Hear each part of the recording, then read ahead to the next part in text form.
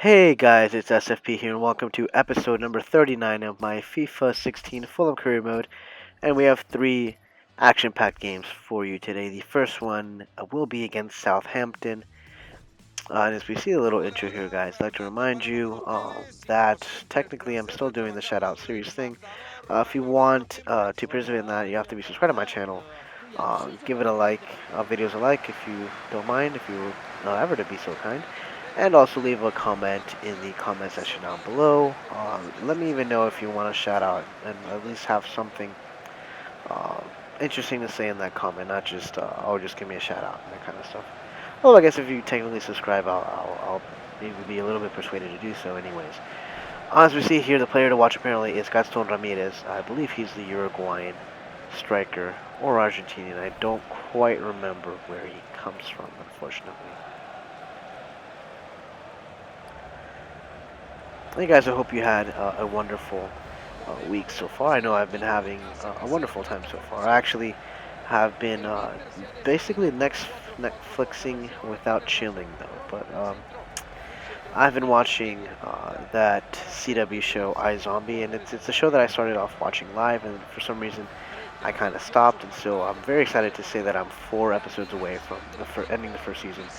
I have yet to start the second season. I know it's ongoing right now. I think it's a little too late to actually catch up legally per se, but maybe I can find some sort of streaming service that could help me catch up here, and maybe I can start viewing it live. But so far, I've quite enjoyed it. I've enjoyed it from the beginning, and so seeing it uh, and catching up has been a great experience. Anywho, enough about that. Let's focus on the game here, and the first one is again against Southampton. As we see here, a close shot there from the striker, number 7 here. And now we have a chance to roll with Andre Silva, who has been a great acquisition, guys. I can't speak any more highly of Andre Silva than I already have. But as you can see here, he just misses by a sheer uh, small amount here, millimeters, so to speak. At least that's how I feel. Anyways, we have Andre Silva yet again. He's probably going to try to find Dembele, or is he going to go by himself? I think he's going to go by himself, guys. He's going to cut back. He's going to go for the shot, and that is the first goal of the game here against Southampton. And it's the man here, Andre Silva, with, I believe it's either his first or second goal of this season.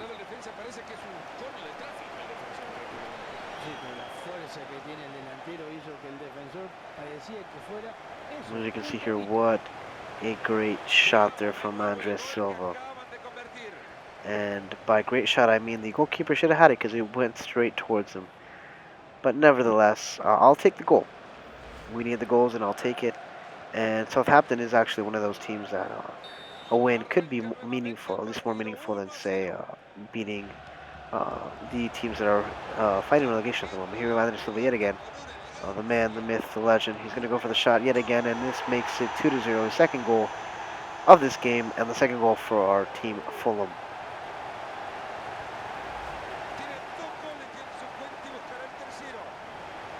Here, as you can see, he's a professional cutter here, and it goes straight in. And again, the shot itself was okay. The goalkeeper should have been better at it, to be quite honest. But like I said, a goal is a goal, and I'll take it. Considering Southampton is a pretty good team, we might need the wiggle room here just in case they find a goal. Because something tells me that they will not be too happy, especially in the second half. And so, second half will be more interesting because of it. We have Forrester, who passes to Fonte, to Martina, and the ref will blow the whistle for the first half. And we get a very sound 2-0 lead at the half. Because of this, I'm going to make some changes here. I'm going to take out Chris and put Gaudinho in. I foresee also taking Parker out and maybe putting Kitchen in as well. And lastly, I'm taking out Silva, or is it Dembele? I'm taking out Dembele and putting in Taggart.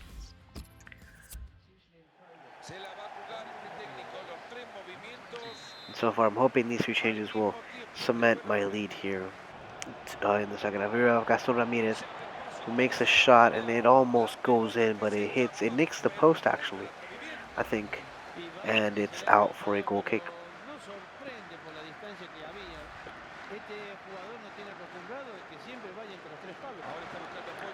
Good opportunity for Tadic. Tadic finds Davis. Davis with a shot, and it's a goal. A very lackluster goal. But like I said, goal as long as it goes in, a goal is a goal. Every goal counts. And this one I'm a little peeved at because I think I had the ability, the chance at least, the opportunity to make the save, and he just gets nicked, or he kind of just bumps him, scrapes him on the elbow, and it goes in.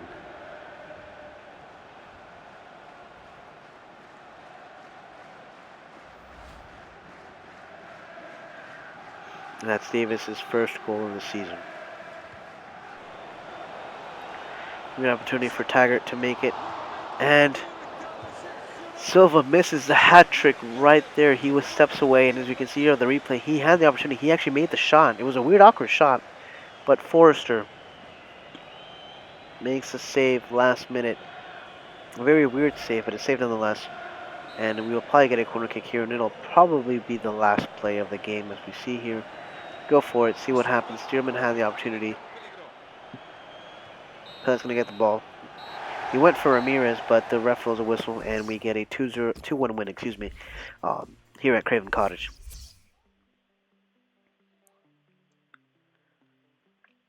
And here we see that the game against Stoke City and Bournemouth has yet to happen. But obviously we're going to go through the works here. We have a couple notes here. Apparently Emerson Hyndman isn't exactly happy with his role. And we have player development here. Speaking about Emerson Hyndman, he's not growing as well as I would like. Maybe I'll consider at some point switching this training simulation to just have one player and train certain attributes and fill up the board basically with one player. But more on that later. And as we see here, it is time to name my squad here for the next couple of World Cup qualifiers and friendlies. And so that's what I'm doing right now.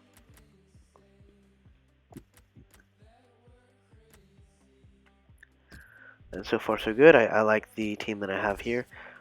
And apparently another player is coming out of injury, and that would be Sinan Kurt, our left midfielder that we got from Bayern Munich.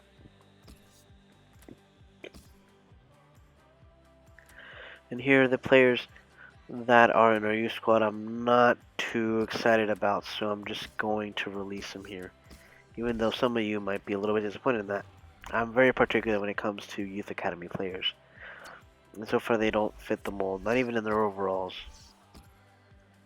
And here we have the next game coming up, and this one will be against Aston Villa.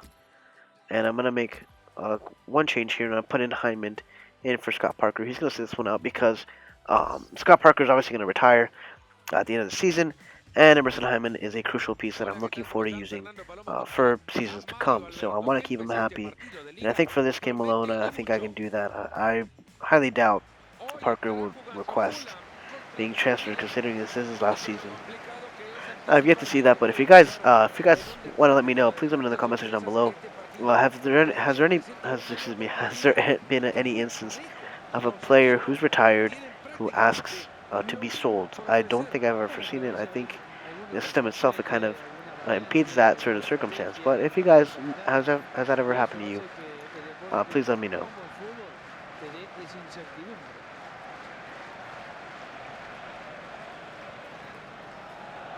And this will be an interesting game for me because I'm facing Aston Villa, whose goalkeeper is Brad Guzan.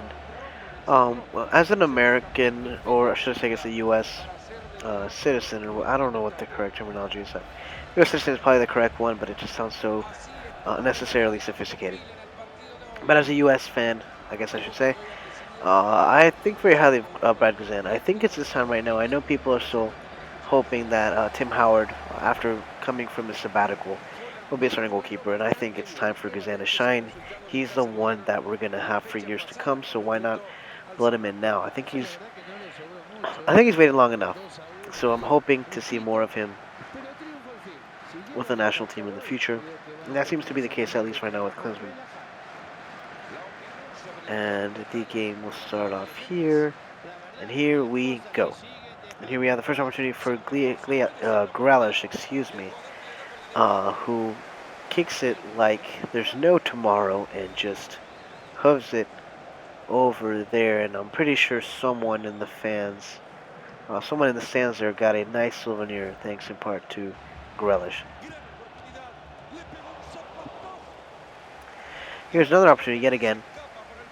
This time I believe it's for Sissoko, and if it wasn't for a quick save there from Stekelenburg, Aston Villa would be cheering on their first goal here and celebrating. Here we have Zogbia, who beats my defender, goes for the shot. There's a slight deflection, and I believe it will be corner kick for Aston Villa. So far, it's been Aston Villa this whole half, which is a little bit frustrating and intimidating because I was hoping to cement my spot here, but something tells me that Aston Villa is here to play. So I have to be very careful with the chances and opportunities that I'm giving him. We have Adama with the header, and a nice amount of pace and power. The accuracy, though, leaves a lot to be desired. And here we have again Aston Villa with Gueye, and Gueye finally breaks the wall. And they have a 1-0 lead here with 3 minutes to spare here.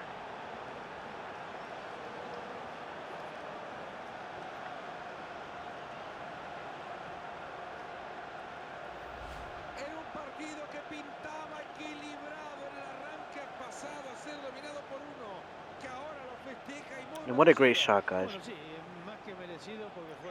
I'll take this opportunity as well while I'm watching the replay to excuse myself with my commentary. It's been a little bit sloppy. Like I said, I'm still kind of going through the phase of a cold, and it hasn't hit me completely yet. And I'm hoping it's just going to be like this the whole time. Otherwise, it'll be a pain in the ass if it's going to hit me during Thanksgiving Day.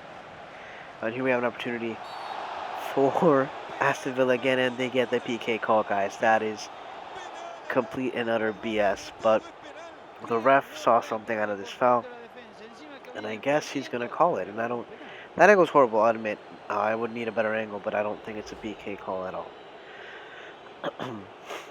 And so while this PK is happening, excuse myself, my voice and my sore throatness, it's getting cloggy, so my commentary will probably suffer a little bit there. And I played the luck, and I was hoping they would actually just go straight, but to my chagrin, it actually goes to my left side there. And Aston Villa just doubled the lead, guys, at the end of the first half, or seemingly what will probably be the end of this first half, considering this goes in the 45th minute with extra time added. I don't foresee us getting much time to make it, or at least to lower the deficit here in the first half.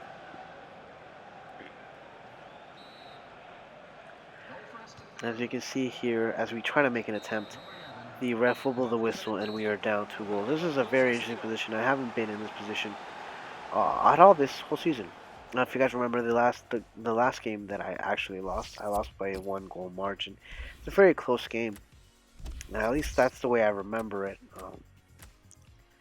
But I don't remember being down, or at least not by the half being down 2 goals. I'm pretty certain of that. I think actually I might have lost 2-0 that first time. But like I said, it wasn't all in the span of 45 minutes. It was throughout the whole 90, where the other team was clearly the more dominant team. Anyways, I made my changes here. Put in Godinho, and I put in Kitchen as well.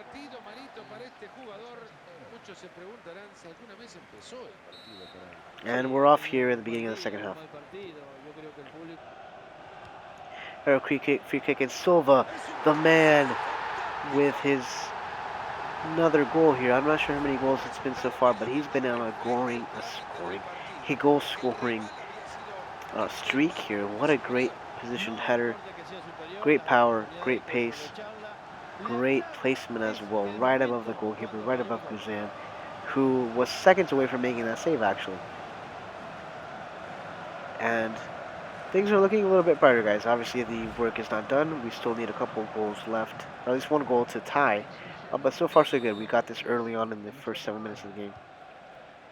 And here we have another opportunity for Andre Silva. Andre Silva beats his defender. He goes for the shot, and it goes in the back of the net. And that is the equalizing goal here with a good amount of time. 25 minutes, 24 minutes to spare. enough time to make a comeback actually, which is what I'm going to go for. Um, Obviously, the tie is good, but I don't want to push or take the foot off the pedal here because if I do, I fear that Aston Villa will get a little bit more confident and find the rhythm again, and they might just get the win here. So I have to keep pushing. And Zongbia is not happy about it, but Andres Silva gets his fourth goal of the game. Second goal, excuse me, fourth goal of the season, second goal in this game. Good opportunity for Perry Kitchen. Perry Kitchen with a long distance shot. No, he gets clipped. Takes a shot again. And this finishes the comeback with Perry Kitchen's goal. The first goal of the season here at the Barclays Premier League for him. And it's the third goal.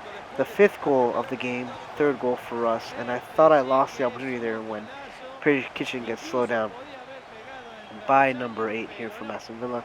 But luckily he retains his footing placement, so to speak, and slots a shot straight through with enough power to beat the goalkeeper, no matter where in the world he would have placed that shot. I would have gotten it anyways. So now we have 15 minutes left to spare here. Can we hold on and get the win here? Perry Kitchen again. Long distance, and what a goal from Perry Kitchen, guys. And I believe that is game, set, and match, and this, I will dub right now, has been the best game I've played so far in this Fulham career mode. I don't think I've scored 4 goals in a long time. I highly doubt I've been in a game that's been this goal productive here. 6 goals, 4 goals in one half for us, and I know this is gonna sound ridiculous, but the whole phrase of this game was a tale of two halves. I think fits perfectly with this game because first half it was all Aston Villa. This half though it's all us. It's all Fulham. And we can safely say that we will get the win here, barring some sort of mishap here where in the next 2 minutes they score 2 goals, or in the next couple minutes they score 2 goals. Here you have a close opportunity here for Westwood, and the goal does not go in. The back of the ball does not go in the back of the net, and that will be the end for this game, guys. We get a 4-2 win at the end after going down 2-0 in the half. I'm at a loss for words. This has been the best game that I've participated so far, and I'm hoping uh, that goal scoring wise, that will repeat itself for the games to come. Obviously, I don't want to be in that position of being down 2 goals by the half, but at least if there's a lot of goal production, that will make things more interesting. People will actually stay tuned and watch.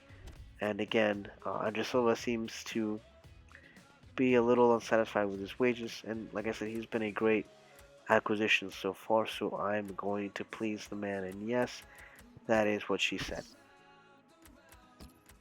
Apparently he only wants 25,000 per week, which isn't too much. I thought he would be by the 30,000 range by now, but I guess he's content with what he has so far.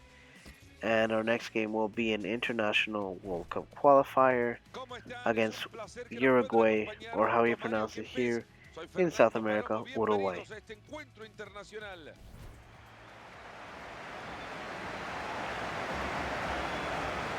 And as this intro is happening, guys, um, I'd like to remind you again that I tend to be a little random when it comes to these videos. I hope that actually adds to the experience here. Thanksgiving's coming up, being from the U.S. It's a very exciting time. It's actually my favorite holiday, which is one of the reasons why I'm making this whole big deal of the shout-out week. I was hoping for this to be a little bit more productive than it actually was, but maybe by next year I'll have enough subscribers where this will actually be worthwhile. Anyways, another passion of mine besides soccer and video games, obviously, is movies. And Thanksgiving tends to have a nice collection of movies coming out this week. There's actually 2 that I'm looking forward to watching. One of them is The Good Dinosaur, which actually I was a little bit apprehensive at first. I saw that there were 2 Pixar movies this year. The first one being Inside Out, which was great. The Good Dinosaur didn't appeal to me for various reasons. One being that I didn't know much about it. I actually make my business knowing what kind of movies are going on at the moment, what's being scheduled, the cast, and all that kind of news. And I hadn't heard too much about The Good Dinosaur. But after watching the trailers and the promos, I'm actually quite excited. I know my little sister is, so she's one of the main reasons I want to go watch that movie. Second one, though, is a movie that I've been waiting for a while since I've heard it, and since I've heard pitches for it, and that is Creed. My family is a big Rocky fan. I know my younger brother, excuse me, because I don't have a big brother. I am the oldest. My brother is a big fan of the whole Rocky franchise. My dad actually quite enjoys it as well, so I'm really looking forward to watching that as well. But let me know what you guys think. Out of the two, which one interests you more, the Good Dinosaur or the Creed movie? And obviously, Creed meaning Apollo Creed, not the band Creed. But as we prepare here, I believe we are set to start off this World Cup qualifier, the first of two, the second one, which will be in the next episode tomorrow.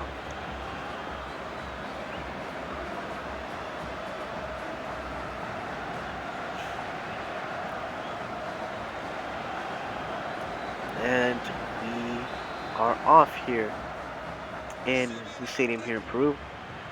And here in Suarez with an opportunity that just goes over the bar here. Excuse me. Again, my throat is a little bit irritated right now, and I'm hoping that for this week it'll pan out. Anywho, now we have an opportunity yet again for Uruguay. And it's been Uruguay this whole half so far, guys. Again, a close opportunity, but no cigar here for, I believe it's La Cebolla Rodriguez, but I'd have to double check. The number 7, or 14, excuse me, would be the case, but I'd have to double check. And here we have our own opportunity for Jordi Reina. Reina with a shot a little too farther, and it didn't curl well enough to beat Muslera, but a good opportunity nonetheless.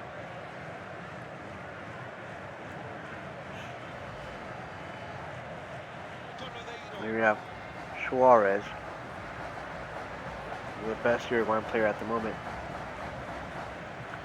Beats my defender, beats another one. He's all by himself. He has a shot, and he clinches it. Suarez gives Uruguay the lead here away from home.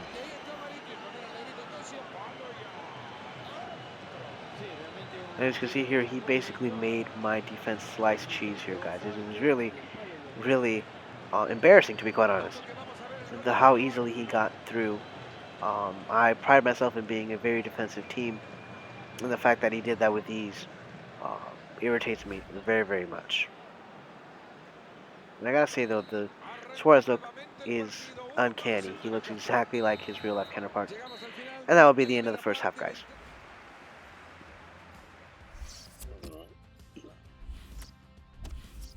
Excuse me. And here I want to make a couple changes that I'm hoping will pan out. Um, and actually, I don't make any changes because of the circumstance that I have at the moment. As you can see, the second half didn't have any action at all, so that'll be the end of the game, guys. We get our loss here, our second loss, I believe, in the World Cup qualifiers so far. And as it is happening, guys, I will leave you guys with this. Please, if you enjoy my content, please subscribe to my channel. I would really much appreciate it. The training simulation would be great. Here you go, guys. Also, like my video if you enjoyed the video. And shoot me a comment in the comment section down below, guys. Let's talk, whether it's soccer, movies, anything in general. So I'll see you guys tomorrow for the next video. Peace out.